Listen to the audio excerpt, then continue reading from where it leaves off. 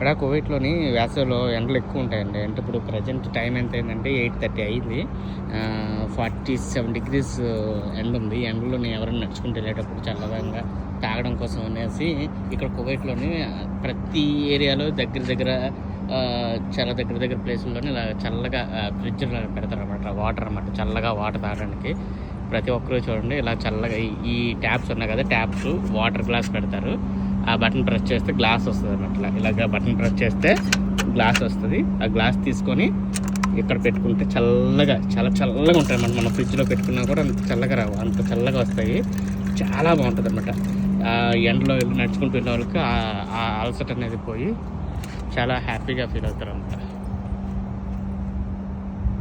ఇక్కడ నాకు బాగా నచ్చేది ఏంటంటే ఇది ఒకటే, కువైట్లో బాగా ఎక్కువ నచ్చేది అంటే చాలా బాగుంటుంది.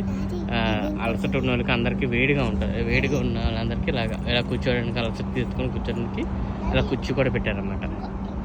ఈ ఏరియా చుట్టూగా ఈ మంతకాల్లో ఇలాగా నడుచుకుంటూ వెళ్తారు కదా, ఈ మంతకాలు నడుచుకుంటూ వెళ్ళే వాళ్ళకి చల్లటి వాటర్ కోసం ఇలా ఫ్రిడ్జ్లు పెడతారు అన్నమాట.